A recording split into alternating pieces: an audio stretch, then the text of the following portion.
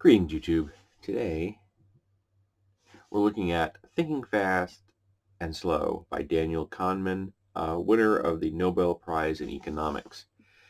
Daniel Kahneman is Eugene Higgins Professor of Psychology Emeritus at Princeton University and Professor of Psychology and Public Affairs Emeritus at Princeton's Woodrow Wilson School of Public and International Affairs. Sorry, cat hair. He received the 2002 Nobel Prize in Economic Science for his pioneering work with Amos Tversky on decision making.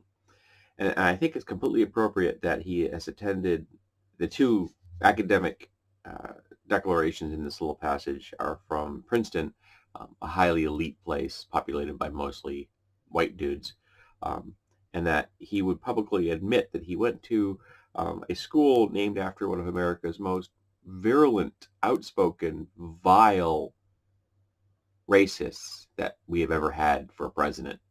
And probably isn't even aware of that fact, because the author of this book is not an intersectional feminist.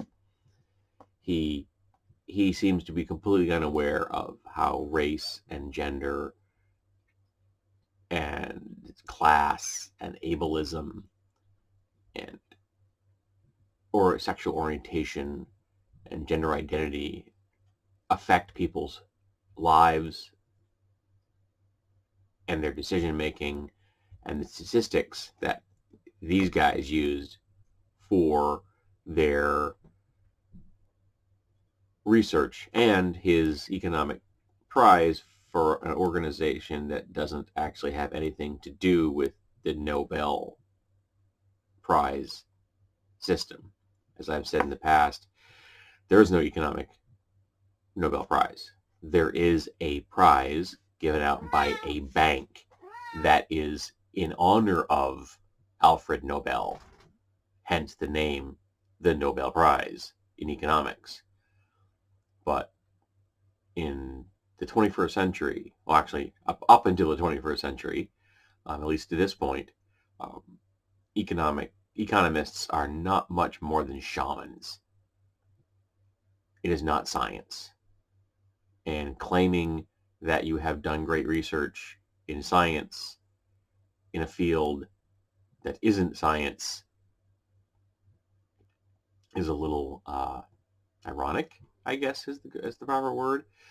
So I'm going to be above board before going any further. I did not finish this book.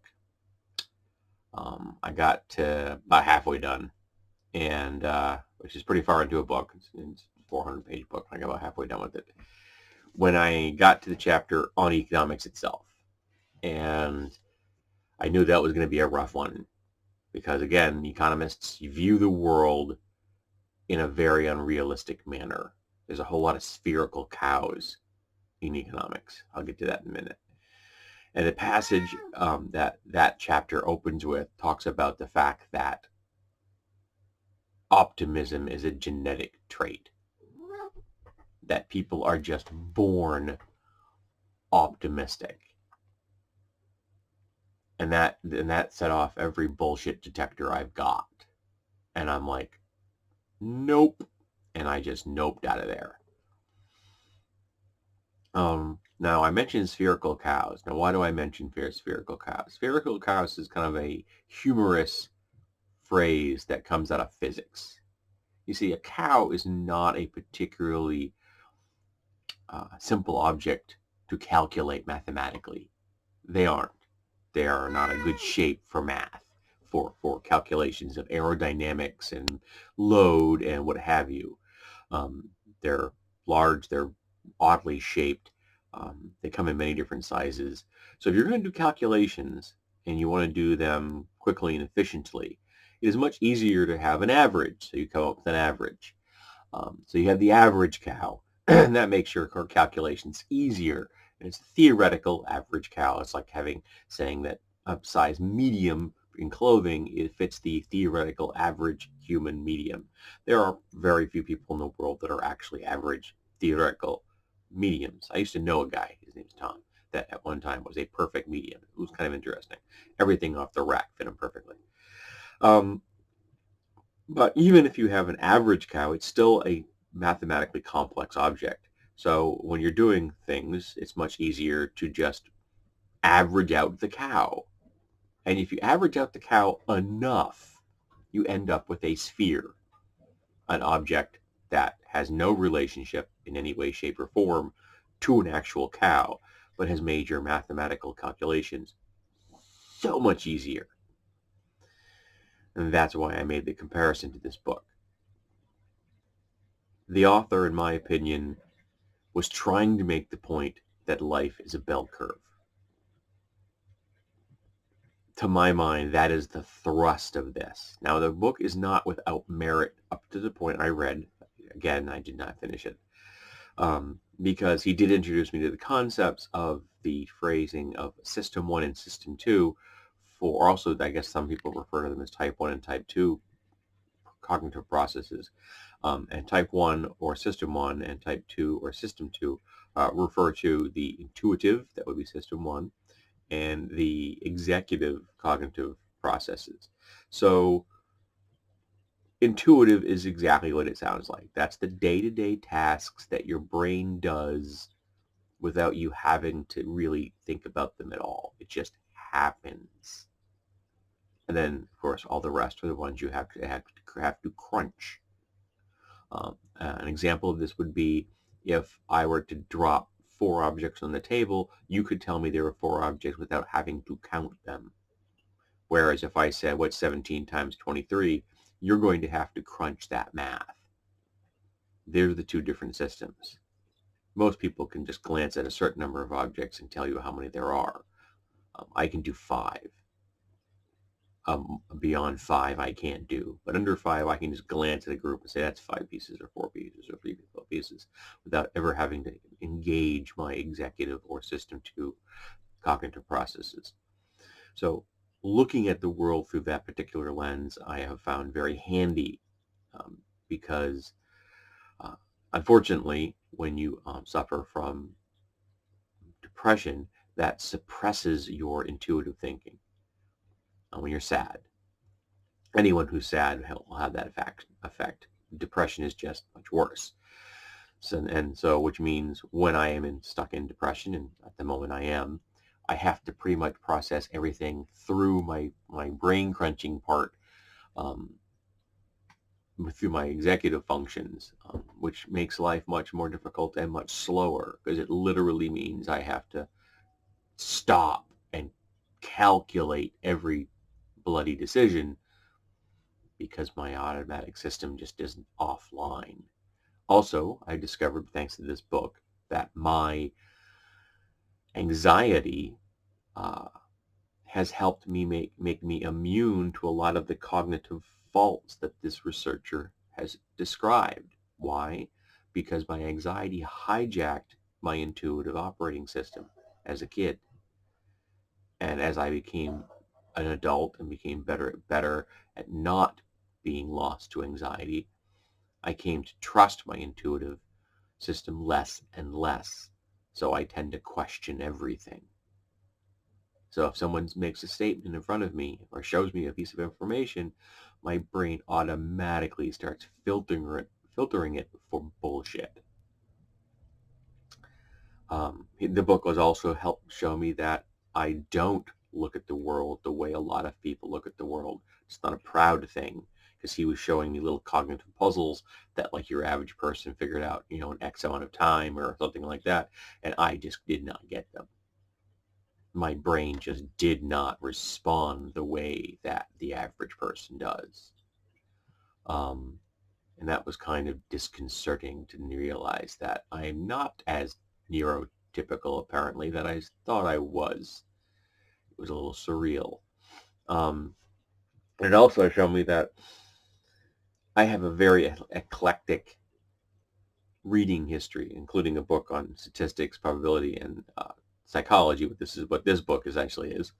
And because of that, while I am not a polymath, I make no claim that I am a polymath. I'm not a genius. I make no claim that I'm a genius. I don't have the answer to everything.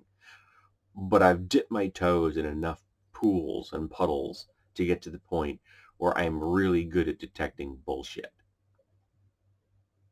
that I'm really good at getting the whiff of something that it doesn't, no, that doesn't smell right. And that apparently makes me at least suspicious of many of the things that other people fall for very quickly. So that was entertaining, and it was good to know that piece of information. So the book has been very helpful to me up to the point where I read it, and I just can't read it any further. The author has ignored too much of reality because he comes across as an extremely white dude, even though he is Jewish, which means that white nationalists will and will not consider him to be a white dude, depending on how it serves their particular needs. But he comes across as a screaming white, straight, cisgender, conservative dude. Less conservative in some sets, but he still has a worldview that is conservative. The most glaring example of that in the book was that in the 1950s, he came up with a test, and it was a good test in the sense that it took out a lot of human fallacy and based things on numbers about how to assess a military trainee for officers training. So you've got somebody in the military, and when you want to know, are they any good at these things so they'll make a good officer? And so he came up with numbers as opposed to just subjective opinion, much better than subjective opinion, and much more accurate and easier, and just more consistent. But one of the questions he asked, that one of the criteria he was checking for, was masculine pride. Now, yes, it was Israel in the 1950s. But even in Israel in the 1950s, that was a screamingly patriarchal thing to test for. Masculine pride?